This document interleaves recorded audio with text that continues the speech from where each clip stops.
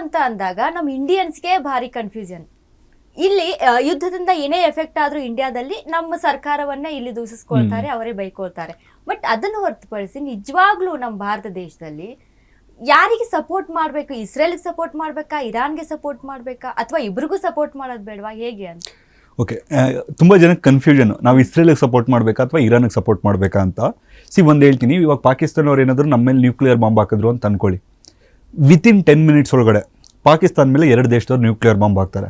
ಒಂದು ಬಂದುಬಿಟ್ಟು ರಷ್ಯಾ, ನಮ್ಮ ಆಲ್ವೇಸ್ ಕ್ಲೋಸ್ ಫ್ರೆಂಡ್. ಇನ್ನೊಂದು ಬಂದುಬಿಟ್ಟು ಇಸ್ರೇಲ್ ನಮ್ಗೆ ಯಾಕೆ ಅಷ್ಟು ರೆಸ್ಪೆಕ್ಟ್ ಕೊಡುತ್ತೆ ಅಂದರೆ, ಇಡೀ ಪ್ರಪಂಚದಲ್ಲಿ ಪ್ರತಿಯೊಬ್ಬರ ಮೇಲೇನು ಯಹೂದಿಗಳ ಮೇಲೆ ಅಟ್ಯಾಕ್ ಅನ್ನೋದಾಗಿತ್ತು. ಆದರೆ ಒಂದೇ ಒಂದು ದೇಶ ಯಹೂದಿಗಳನ್ನು ಏನು ಮಾಡದೆ ಅವ್ರಿಗೆ ರಕ್ಷಣೆ ಕೊಟ್ಟಿದ್ದು ನಮ್ಮ ಭಾರತ. ಸೊ ಅವ್ರ ಮಕ್ಕಳಿಗೆ ಇಸ್ರೇಲಲ್ಲಿ ಚಿಕ್ಕ ವಯಸ್ಸಿಂದ ಹೇಳ್ಕೊಡ್ತಾರೆ, ಮುಂದೆ ಒಂದು ದಿವಸ ನಮ್ಮ ದೇಶಕ್ಕೆ ಏನಾದರೂ ಎಕ್ಸಿಸ್ಟೆನ್ಸ್ ಥ್ರೆಟ್ ಬಂತು ಅಂದರೆ ನೀವು ಹೋಗ್ಬೇಕಾಗಿರೋದು ಭಾರತಕ್ಕೆ. ಸೊ ಭಾರತ ನಮಗೆ ಸೆಕೆಂಡ್ ಮದರ್. ಅವ್ರು ಹೇಳ್ತಿದ್ದೀನಲ್ಲ, ಪಾಕಿಸ್ತಾನವ್ರು ಏನಾದರೂ ನಮ್ಮ ಮೇಲೆ ನ್ಯೂಕ್ಲಿಯರ್ ಬಾಂಬ್ ಹಾಕಿದ್ರು ಅಂತ ಅನ್ಕೊಳ್ಳಿ, ಸೆಕೆಂಡ್ ಯೋಚನೆನೂ ಮಾಡಲ್ಲ, ಇಸ್ರೇಲ್ ಅವ್ರು ಬಂದು ನಮಗೆ ಸಪೋರ್ಟ್ ಆಗಿ ಪಾಕಿಸ್ತಾನ ಮೇಲೆ ನ್ಯೂಕ್ಲಿಯರ್ ಬಾಂಬ್ ಹಾಕಿರ್ತಾರೆ. ಅಷ್ಟು ಸಪೋರ್ಟ್ ಆಗಿ ಇಸ್ರೇಲ್ ನಮ್ಮ ಕಡೆ ಇರುತ್ತೆ. ಸೊ ನಾವು ಮೇಯ್ನಾಗಿ ಇವನ್ ಕಾರ್ಗಿಲ್ ವಾರಲ್ಲೂ ಅವ್ರು ನಮ್ಮ ಕಡೆ ಇದ್ರು. ಅಂಡ್ ಎಲ್ಲ ಇವನ್ ಈಗಲೂ ಏನಾದರೂ ನಿಮಗೆ ಬೇರೆ ಸೋಷಿಯಲ್ ಮೀಡಿಯಾದಲ್ಲೆಲ್ಲ ಬೇರೆ ದೇಶಗಳಲ್ಲೆಲ್ಲ ರೇಸಿಸಮ್ ನಡೀತಾ ಇರುತ್ತೆ, ಇಂಡಿಯನ್ಸ್ ಅಂದರೆ ಹಾಗೆ ಹೇಗೆ ಅಂತ. ಸೊ ಅಂಥ ಟೈಮಲ್ಲೂ ಕೂಡ ಇಸ್ರೇಲ್ ನಮ್ಮ ಕಡೆ ಸಪೋರ್ಟ್ ಇರುತ್ತೆ.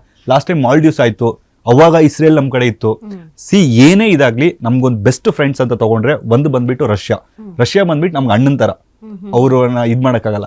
ಇಸ್ರೇಲ್ ಬಂದ್ಬಿಟ್ಟು ನಮ್ಮ ತಮ್ಮನ ಥರ. ಹಂಗಂತ ಇರಾನ್ನ ನಾವು ದ್ವೇಷ ಮಾಡಬೇಕಾ? ಇಲ್ಲ, Iran it's A good friend. ನಮ್ಗೆ ಏನಕ್ಕೆ ಇರಾನ್ ಬೇಕಾಗಿತ್ತು ಅಂದರೆ ಚಾಬಾರ್ ಪೋರ್ಟ್ಗೆ ನಮ್ಮ ಇಂಡಿಯಾ ಗೌರ್ಮೆಂಟ್ ಅವರು ಡೆವಲಪ್ ಮಾಡಿರೋದು, ಅದು ಇನ್ವೆಸ್ಟ್ ಮಾಡಿ. ಸೊ ಚಾಬಾರ್ ಪೋರ್ಟಿಂದ ಸೆಂಟ್ರಲ್ ಏಷ್ಯಾಗೆ ನಾವು ಕನೆಕ್ಷನ್ ತಗೊಳ್ಳೋದಕ್ಕೆ ನಮ್ಗೆ ಇರಾನ್ ಅನ್ನೋದು ಬೇಕಾಗಿತ್ತು. ಆದರೆ ಇರಾನಿಗೆ ನಾವು ಸಪೋರ್ಟ್ ಮಾಡಬಾರ್ದು ಅಂತ ಯಾಕೆ ಹೇಳ್ತೀನಿ ಅಂದರೆ, ಇರಾನ್ ಬಂದ್ಬಿಟ್ಟು ಒಂದು ಮತಾಂಧತೆಯ ದೇಶ. ಸೊ ಅಲ್ಲಿ ಫಸ್ಟ್ ಎಲ್ಲ ಚೆನ್ನಾಗಿತ್ತು, ಯಾವಾಗ ಇಸ್ಲಾಮಿಕ್ ರೆವಲ್ಯೂಷನ್ ಅನ್ನೋದಾಯಿತು. ಸೊ ಅವಾಗ ಆ ಮತಾಂಧತೆಯನ್ನು ತುಂಬಿಟ್ಟವ್ರೆ. ಇವಾಗ ನಮ್ಮ ದೇಶದಲ್ಲೂ ನೀವು ನೋಡಿರ್ಬೋದು, ಚಿನ್ನ ಬೆಳ್ಳಿ ಬಂಗಾರ ಎಲ್ಲ ಕೊಟ್ಬಿಟ್ಟು ಅವ್ರದ್ದು ಇರಾನ್ ಕೊಡ್ಲಿ ಬೇಡ ಅಂತಲ್ಲ. ಲಾಸ್ಟ್ಗೆ ಅವ್ರು IRGC ಅವರು, ಅಂದರೆ ಅವ್ರದ್ದೊಂದು ಪ್ರೈವೇಟ್ ಆರ್ಮಿ, ಅದೇ ಧರ್ಮಗುರುಗಳ ಆರ್ಮಿ, ಅವ್ರು ಬಂದ್ಬಿಟ್ಟು ನಮ್ಮ ಹಡಗುಗಳ ಮೇಲೆ ಅಟ್ಯಾಕ್ ಮಾಡ್ತಿದ್ದಾರೆ. ಇದಕ್ಕೇನ? ಅದೇ ಇಸ್ರೇಲ್ ಅಲ್ಲಿ ಈ ಥರ ಎಲ್ಲ ಆಗಲ್ಲ. ಇಸ್ರೇಲ್ ಬಂದ್ಬಿಟ್ಟು ರಿಪಬ್ಲಿಕ್ ದೇಶ. ಸೊ ಇಸ್ರೇಲ್ ಇವತ್ತಿಗೂ ನಮ್ಮ ಜೊತೆ ಇರುತ್ತೆ, ಇನ್ನೂ 100 ವರ್ಷ ಆದರೂ ನಮ್ಮ ಜೊತೆ ಇರುತ್ತೆ. ಆದರೆ ಇರಾನ್ ಹಂಗಲ್ಲ. ಅಲ್ಲಿ ಇವಾಗ ಇಸ್ಲಾಮಿಕ್ ಬಂದಿರೋದ್ರಿಂದ ಅವ್ರು ಇವಾಗ ಎಕ್ಸಾಂಪಲ್ ಫ್ಯೂಚರ್ ನಮ್ಮ ಮೇಲೆ ನ್ಯೂಕ್ಲಿಯರ್ ಬಾಂಬ್ ಹಾಕ್ಬೋದು. ಸೊ ಹೇಳಕ್ಕಾಗಲ್ಲ. ಅದೇ ಈಗ ಆಯ್ತುಲ್ಲಾ ಖಮೇನಿ ಡೆತ್ ಆದಂತ ಸಂದರ್ಭದಲ್ಲಿ ಇಸ್ರೇಲ್ ಈ ರೀತಿಯಾಗಿ ಮಾಡ್ಬಿಡ್ತು, ಇಲ್ಲಿ ನಮ್ಮ ದೇಶದಲ್ಲಿ ಎಷ್ಟೆಲ್ಲ ಪ್ರೊಟೆಸ್ಟ್ ಏನೇನೆಲ್ಲ ಮಾಡಿದ್ರು. ಅದ್ರ ಜೊತೆಗೆ ನಮ್ಮಲ್ಲಿ ಈಗ ಈ ಒಂದಿಷ್ಟು ಪರ್ಟಿಕ್ಯುಲರ್ ನಾವು ಮಾತಾಡೋದು, ಈಗ ಅಲ್ಪಸಂಖ್ಯಾತ ಸಮುದಾಯದವರು ಸಪೋರ್ಟ್ ಮಾಡ್ತಾರೆ, ಕಟ್ಟಾ ಇಸ್ಲಾಮಿಕ್ ಅನ್ನ ಫಾಲಿಸ್ಕೊಂಡು ಬಂದಂತವ್ರು ಆಯ್ತುಲ್ಲಾ ಖಮೇನಿ ಅಂತ. ಸೊ ಆ ಒಂದು ನಿಟ್ಟಿನಲ್ಲಿ ಸಪೋರ್ಟ್ ಮಾಡ್ತಾರೆ. ಬಟ್ ಇಲ್ಲಿ 2 ದೇಶಗಳ ಮಧ್ಯೆ ಯುದ್ಧ ನಡೀತಾ ಇದೆ, ನೀವು ಇಂಡಿಯಾ ಏನು ಅದಕ್ಕೆ ರಿಯಾಕ್ಟ್ ಮಾಡ್ತಾ ಇಲ್ಲ ಅಂತ ಎಷ್ಟೋ ಜನ ಪ್ರೊಟೆಸ್ಟ್ಗೆ ಅದು ಎಜುಕೇಶನ್ ಕೊರತೆ ಅಂತ ಹೇಳ್ಬಿಟ್ಟಿರ್ಬೋದು. ಅವರು ಸಪೋರ್ಟ್ ಮಾಡಲಿ, ಅದು ತಪ್ಪಿಲ್ಲ. ಅವರು ಧರ್ಮಗಳು, ಇವಾಗ ಮುಸ್ಲಿಂ ಅಲ್ಲಿ ಶಿಯಾ ಮತ್ತೆ ಸುನ್ನಿ ಅಂತ ಬರುತ್ತೆ. ಸೊ ಪರ್ಟಿಕ್ಯುಲರ್ ಇದಂತ ಬಂದ್ರೆ ಅವ್ರ ಧರ್ಮ ಗುರುಗಳು. ಸೊ ಅವರೆಲ್ಲ ಸಂತಾಪ ಸೂಚಿಸೋದಾಗಿರ್ಬೋದು ಅಥವಾ ಏನ್ ಡೊನೇಷನ್ ಮಾಡ್ತಾರೋ ಮಾಡ್ಕೊಳ್ಳಿ. ಬಟ್ ಇಸ್ರೇಲ್ನ ದ್ವೇಷ ಮಾಡಿಬಿಟ್ಟು ಇರಾನ್ನ ಸಪೋರ್ಟ್ ಮಾಡುವಂಥದ್ದು ಆಸ್ ಎ ಇಂಡಿಯನ್ ಆಗಿ ತಪ್ಪು. ಯಾಕಂದ್ರೆ ಮುಂದಿನ ದಿನಗಳಲ್ಲಿ ಇಸ್ರೇಲ್ ನಮ್ಮ ಮೇಲೆ ಯಾವತ್ತೂ ಅಟ್ಯಾಕ್ ಮಾಡಲ್ಲ, ನಮ್ಮ ಜೊತೆ ನಿಂತ್ಕೊಳ್ಳುತ್ತೆ, ಬೇಕಾದ್ರೆ ಒಂದು ಹೆಚ್ಚು ಕಮ್ಮಿ ಮಾಡೋಣ ಆ ಥರ ಇರುತ್ತೆ. ಬಟ್ ಇರಾನ್ ಹಂಗಲ್ಲ. ಇನ್ ಫ್ಯೂಚರ್ ಅಲ್ಲಿ ಅವ್ನು ಪಾಕಿಸ್ತಾನ ಪರವಾಗಿ ಸೇರ್ಕೊಂಡು ನಮ್ಮ ಮೇಲೇನೆ ಅಟ್ಯಾಕ್ ಮಾಡ್ಬೋದು. ಅವ್ನ ಧರ್ಮಗುರುಗಳಿಗೆ ರೆಸ್ಪೆಕ್ಟ್ ಕೊಡಿ. ಹಾಗಂತ ಇಸ್ರೇಲ್ನ ದ್ವೇಷ ಮಾಡ್ಬಿಟ್ಟು ಇರಾನ್ ಆಗಿ ಸಪೋರ್ಟ್ ಮಾಡೋದು ಇಟ್ಸ್ ನಾಟ್ ಗುಡ್. ಹಂಗಂತ ಇರಾನ್ನ ದ್ವೇಷ ಲೈಕ್ ಇದು ಮಾಡಿ ಅಂದ್ರೆ ಬೇಡ. It's A good friend. ಇವಾಗ ಒಬ್ಬ ಫ್ರೆಂಡು, ಇನ್ನೊಬ್ಬ ಬೆಸ್ಟ್ ಫ್ರೆಂಡು, ನಾವ್ ಯಾರ ಇರಬೇಕು? ಬೆಸ್ಟ್ ಫ್ರೆಂಡ್ ಯಾರ ಇರಬೇಕು? ಸೊ ಇಸ್ರೇಲ್ ನಮ್ಮ ಬೆಸ್ಟ್ ಫ್ರೆಂಡ್. ಇವ್ನು ಹಂಗಂತ ತಳ್ಬಿಡ್ಬೇಕಾ? ಬೇಡ, ಸುಮ್ಮನೆ ಇರೋಣ. ಅವ್ರು ಜಗಳ ಆಡ್ಕೊಂಡು ಅವ್ರು ಸಾಲ್ವ್ ಮಾಡ್ಕೊಳ್ತಾರೆ.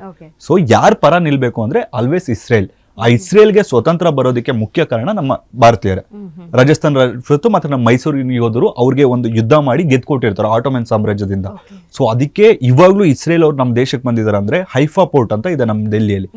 ಹೈಫಾ ಪೋರ್ಟ್ನ ಕಬ್ಜಾ ಮಾಡ್ಕೊಂಡಿರ್ತಾರೆ ಅವರು. ಅಲ್ಲಿಂದನೇ ಇಸ್ರೇಲ್ ಹಿಸ್ಟ್ರಿ ಸ್ಟಾರ್ಟ್ ಆಗೋದು. ಇಲ್ಲಿ ಹೈಫಾ ಟವರ್ ಅಂತ ಒಂದು ಧ್ವಜಸ್ತಂಭ ಟೈಪ್ ಇದೆ. ಇಸ್ರೇಲ್ ಅವ್ರಿಗೆ ಯಾವುದೇ ಪ್ರೈಮ್ ಮಿನಿಸ್ಟರ್ ಅಥವಾ ಪ್ರೆಸಿಡೆಂಟ್ ಬಂದ್ರು ಕೂಡ ನಮ್ಮ ಇಂಡಿಯಾಗೆ ಫಸ್ಟ್ ಅಲ್ಲಿಗೆ ಬಂದ್ಬಿಟ್ಟು ಕೈ ಮುಗಿದ್ಬಿಟ್ಟೆ ನಮ್ಮ ಇಂಡಿಯಾ ಬೇರೆ ಕೆಲಸ ನೋಡ್ಕೊಳ್ತಾರೆ. ಸೊ ಇಸ್ರೇಲ್ ನಮ್ಮ ತಮ್ಮನ ತರ, ರಷ್ಯಾ ನಮ್ಮ ಅಣ್ಣನ ತರ ಅಷ್ಟೇ.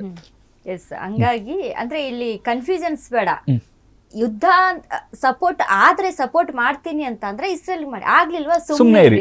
ಯಾರಿಗೂ ಈಗ ಇರಾನ್ ಅಂದ್ರೆ ನಮ್ಮ ದೇಶದಲ್ಲಿ ಒಂದು ಜಾತ್ಯತೀತ ದೇಶ ಅಂತ ಹೇಳ್ತೀವಿ, ಎಲ್ರಿಗೂ ಕೂಡ ಅವಕಾಶ ಇದೆ. ಬೇರೆ ದೇಶಗಳನ್ನ ಕಂಪೇರ್ ಮಾಡ್ಕೊಂಡು ನೋಡಿದ್ರೆ ನಮ್ಮ ದೇಶದಲ್ಲಿ ಎಲ್ಲಾ ಸಮುದಾಯಕ್ಕೂ ಕೂಡ ಅವಕಾಶ ಮಾಡಿಕೊಟ್ಟಿದ್ದಾರೆ. ಬಟ್ ಅದು ದುರುಪಯೋಗ ಆಗೋದು ಬೇಡ ಅಂತ. ಅದೇ ಹೇಳ್ತಿರೋದು. ಇವಾಗ ಮುಂದೊಂದ್ ದಿನ ಭಾರತಕ್ಕೆ ಸಮಸ್ಯೆ ಆಯ್ತು ಅಂದ್ರೆ ಇರಾನ್ ಅವ್ರು ಬಂದು ನಿಲ್ಲಲ್ಲ, ಬಟ್ ಇಸ್ರೇಲ್ ಅವ್ರು ಬಂದು ನಿಲ್ತಾರೆ. ಸೊ ಅವಾಗ ನಾವು ಯಾರ ಪರ ನಿಲ್ಬೇಕು? ಇಸ್ರೇಲ್ ಅಷ್ಟೇ.